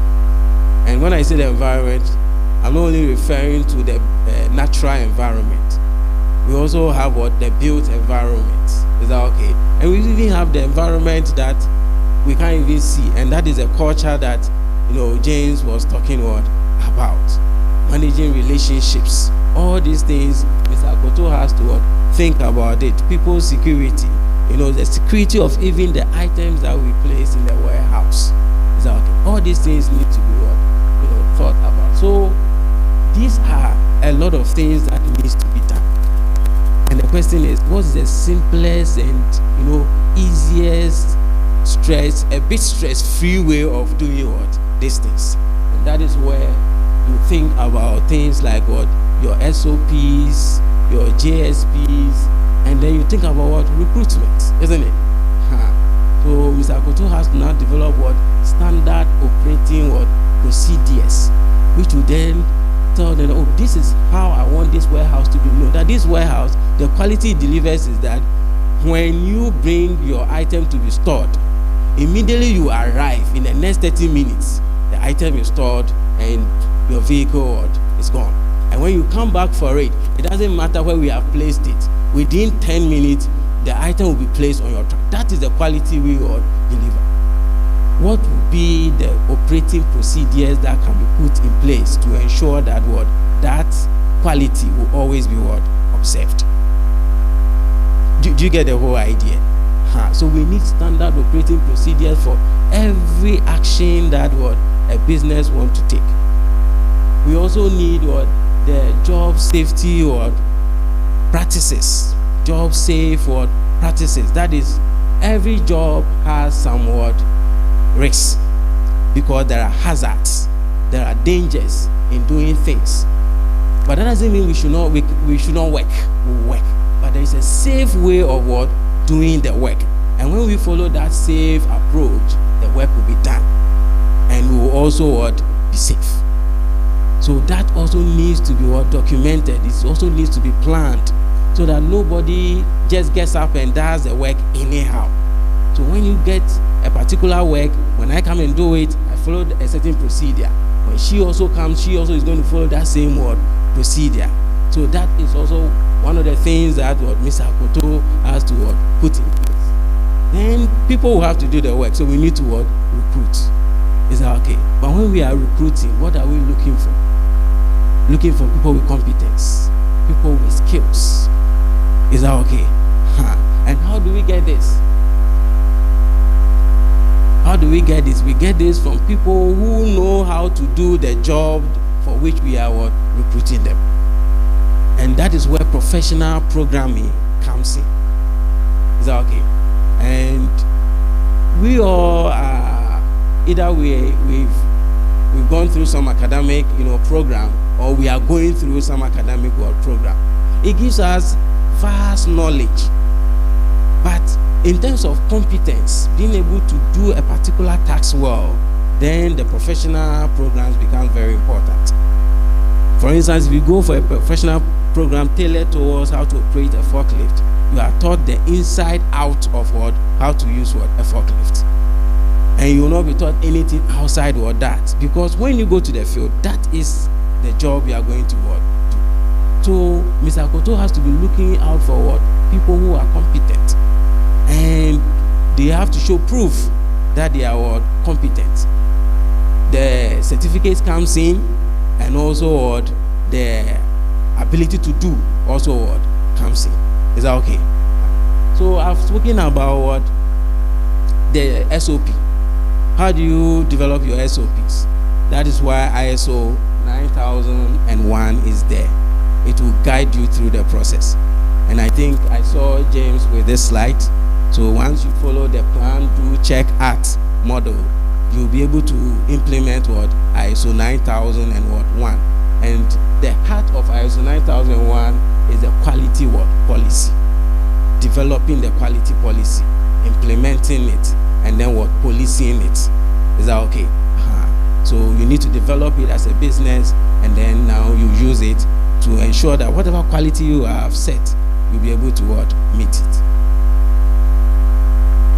We also spoke about managing the environment. If you want to do it your own way, you may leave out what, certain things. But if you subscribe to ISO 14001, then you realize they're going to follow some systematic what, approach, which will ensure that both the built, natural, and even the environment that we can see, we can what, be able to properly what, manage that as well. All the things we need to take care of will be properly what, taken care of. So that is it.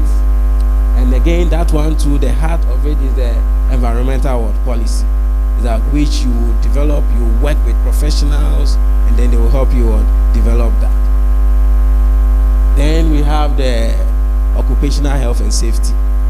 Okay, another ISO policy to ensure that your GSP, so your GSP also going to come from the occupational health and what, safety ISO policy for that one. It's going to come from there, because they will help you know that if it's injury you want to guard against, this is what you have to do. If it is some particular accident, this is what you have to do. And again, this one also, the heart is in the what, the occupational health and safety what, policy. You have to come up with a guideline that this is how this job that is dangerous, this is how we do it, so that we will be what, safe. And then you put that into what, the GSP, the job safe what, practices. Then, like I said earlier on, the recruitment. You are recruiting, you need to look out for, this is the job I want, this is the fellow who can do the job, and then you employ what, the fellow. So if you don't want to be retraining people that much, then professional programming becomes important. So that fellow must show, evidence that he or she has undergone or some professional training. Is that okay? And that is where Go Compliance comes in.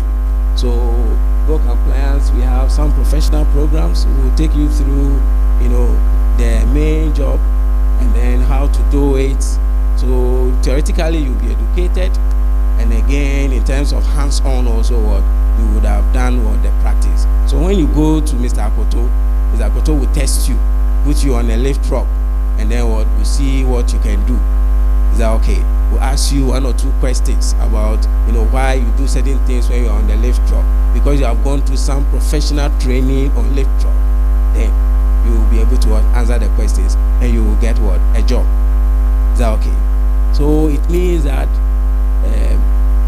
for you seeking a job, taking a professional program outside your normal academic training becomes very, very important. Is that okay? So these are two of the programs we have. We have several of them. We have the warehouse one. So if you want to know how to do things in warehouse, you can take it. And then there is also for construction safety, for those who are doing construction works. Then offshore, those of us who want to work on the oil rigs, and off, land, we can also take some of these courses to help us, improve upon our safety and know how things are done offshore before we get. There's also one on security management. I think I heard you mention that as well. That is also there if you are going to be working as a security personnel. Is that okay? So it's good to take some of these professional courses.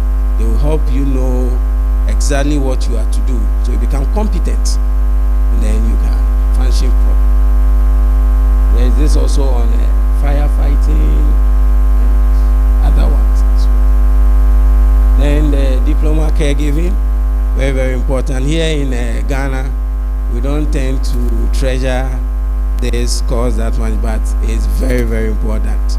I did my education in the master's in UK and then PhD in Canada, and these people are very helpful, very helpful. I think it's one of the reasons why here our women are suffering, because you have to take care of the children, you have to take care of the house, you alone have to do everything. But when you go outside, it's not like that. You have people who come around, they come and help you, and they will work according to the instruction. It's not like here somebody is going to say a witch will do something to my son, will do something. No, there's nothing like that, because you have undergone training. By the time you go through this course, you will be transformed. Those local practices will leave your mind, and when you come to my home, you are going to do conform to what I've asked you to do. That is where the competence comes in. Is that okay? It's one of the industry that we must try and grow in Ghana, because to me, it is the main barrier that is making our women to think that men are at more advantage point than them. Is that okay? It's not that I'm not appreciating your difficulty, but I'm giving you solution. Is that okay? Very, very important. We need that industry. Somebody should own up and run that business, get people to come and partner with Go Compliance. They should be trained so that they will be transformed in their way of thinking. Is that okay? So when they come to our homes, they work just like we would have taken care of our own children. We are advertising this program because these days a lot of people are traveling. When you travel and you have this, it becomes your first point of call in terms of getting a job. In fact, it's one of the commonest jobs you can get when you go outside, trying to work for somebody, taking care of somebody's home. Is that okay? It's not only taking care of sick people. In fact, it's about taking care of anybody, running a home. Once you have this, you are okay. I have seen people do it. I was there, colleagues, that's what they do to pay school fees, augment their pocket money and all that. Is that okay? So if you are planning to travel, I will encourage you, come to Go Compliance, go through the program, get these certificates, let it be part of your luggage, and then when you get there, you think that you want to work quickly or go online, and any caregiving job, once you tender in these certificates, they know what you have gone through. Is that okay?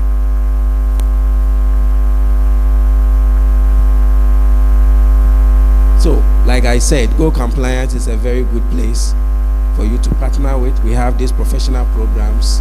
We have partnered with World Safety Organization. So it means that whatever we are doing in terms of the professional programs is being regulated. Is that okay? And when it comes to ISO also, we have people who have done these things over and over again. They will be able to guide your company to be able to become ISO compliant. Is that okay? So that's all I have for you today. It's just to throw some more light on what Mr. James said in terms of when you need to implement ISO. So when you take your business, you look out for the things you need to take care of, and because of those things you need to take care of, then now you need ISO. ISO to take care of safety, ISO to take care of quality, ISO to take care of your environment. And when you think about recruiting people, then don't only think about the academic qualifications only. Let's be also interested in the professional aspects. Is that okay? And so if we are not workers and we are students, then it means that we must also be looking out for what? Professional certifications. Is that okay?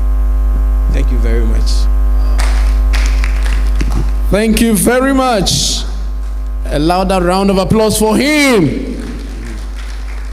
Dr. Vindex Daniel Dome. He's a lecturer at the Regional Maritime University. All right. We are drawing the curtains down pretty shortly. And so if you have any questions for him, you may ask. Or if you have a key learning from him, you may also tell us. Otherwise, I will ask you questions on his presentation. Shall I ask? Okay. So what does ISO mean? ISO, what does it mean? If you get it, I'll give you a flyer as a gift. Yeah. So ISO, what does it mean? Yes? International what? Standards Organization. James, is that how they put it? Is it? It's hold on. International Organization of Standardization. Is it close? He missed a preposition. Is it for standardization? International Organization for Standardization. All right, you got it. Oh, I'll give you a flyer, okay? Yeah, thank you. And then what does SOP mean in this context? SOP, what does it mean? Standard operating, is it practices? Procedures. Woo!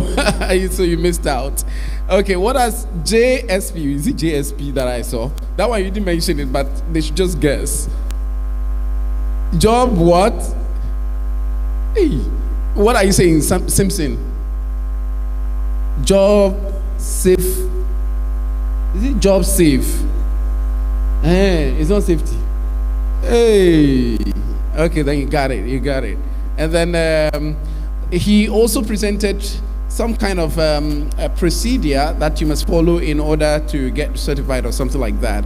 Who can mention what was at the top? Jata.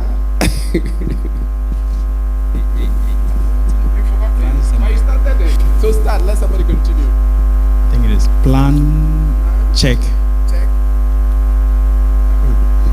Is that it? Who remembers that? Plan, do, check, and then you act. Woo! Give it up for him. Wow. Introduce yourself. Where are you coming from? My name is Nicholas. I'm coming from Tema. What do you do? I work with Go Compliance Solutions. With Go Compliance Solutions. Let's take back our flyer. That's the job he actually does. Anyway, but that was good. Thank you very much, Doc. Yeah, for. All right, Angela, you want to say something, Angelina? Please, I have a question. When Mr. James was talking, he was talking about the company policies. Yeah, so if I'm being employed, should I also ask for the company policies as as part of the process?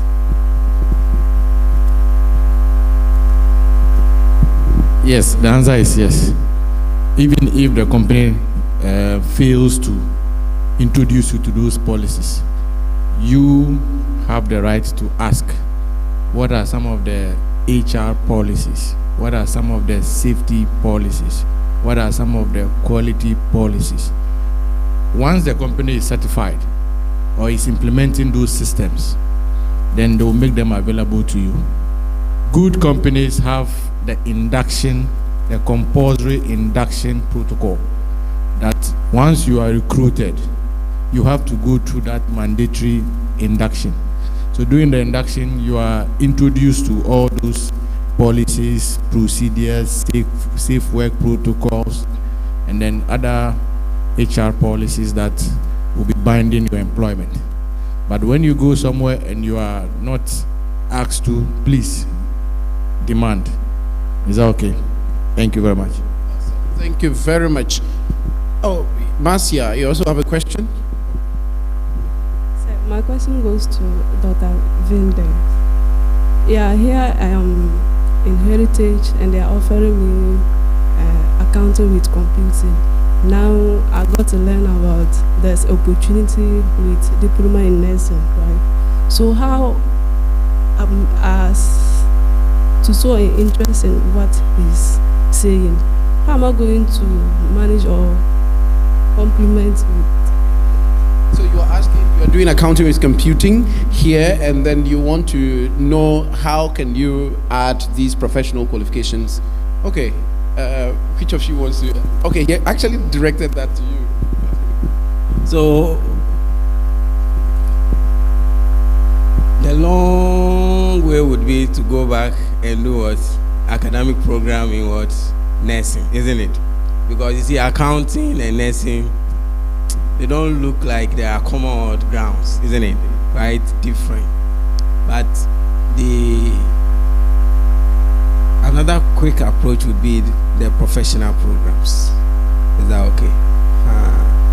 There are some institutions that will start you from somewhere. For instance, the caregiving like this is still in the nursing area. Is that okay? So sometimes the professional programs can get you started, and then later, if you really want to delve very more into nursing, and you can now plan your academic programming very well. Is that okay? Okay, so to add to what you said, in our industry where we are, you have to prepare for opportunities. That is all I can tell you. If you look at me from where I am standing now, I can tell you I am a security professional. I can tell you I am a safety professional. I can tell you I'm a quality professional. I can tell you I am an environmental professional. You understand my point? So when we have opportunities, where do you belong? You can graduate with your colleagues, MBA, MPhil, but a professional certificate will stand you out. Are you getting my? When it comes to the job market, I can tell you there are a lot of amazing opportunities. We are not prepared for them because most often we don't have the right career orientation before we even enter the universities. You understand my point? So it's an opportunity for you to prepare for bigger opportunities. But her question really is, how can she combine the study? She's now interested. She's okay. Okay.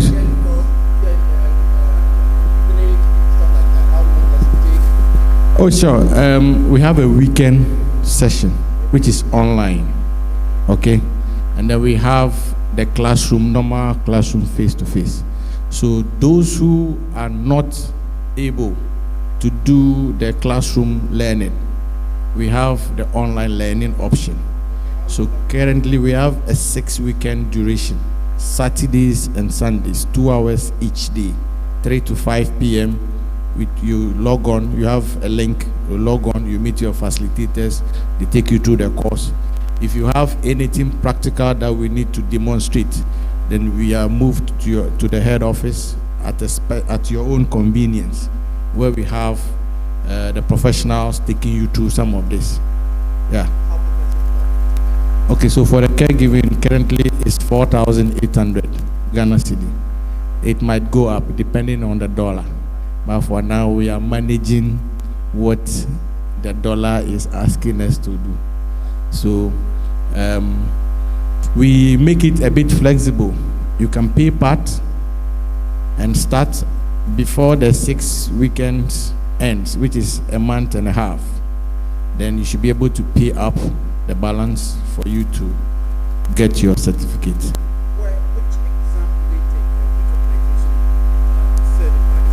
Yes, that's World Safety Organization. They do the certification after we have provided the tuition. So you'll be taken through a series of assessments. And then at the end of the day, the facilitator or the trainer will have to write a report based on your performance, your classroom participation, and then contribution when it comes to the practical aspects. And then there's a little bit of project depending on whoever is teaching you. You understand? So once you meet those requirements for the institute, then you are certified. Thank you. Yes, for the safety courses, we have the Occupational Health and Safety Management, that's the OSH diploma. And then we have the Fire Science and Safety, also a diploma. We also have the Disaster Management. We have the Firefighting and Rescue. And then the Emergency Medical Services. If you want to work anywhere, as the way the First Aid, Ghana Red Cross and those kind of people operate, yes, that's the Emergency Medical Services diploma and advanced, but that one we call it the grade 1 and then grade 2. These courses cost 5,100 cedis, and it's also payable same way as the caregivers. Okay, so you can split it, pay some, and then pay the rest later. But make sure you pay. Who qualifies? Oh, you qualify. I qualify. He qualifies. Everybody qualifies. Once you can read and write, you have demonstrated that you can understand whatever is being taught. You qualify.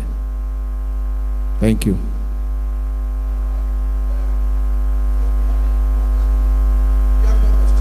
Where's the other mic? The digitization of administrative process.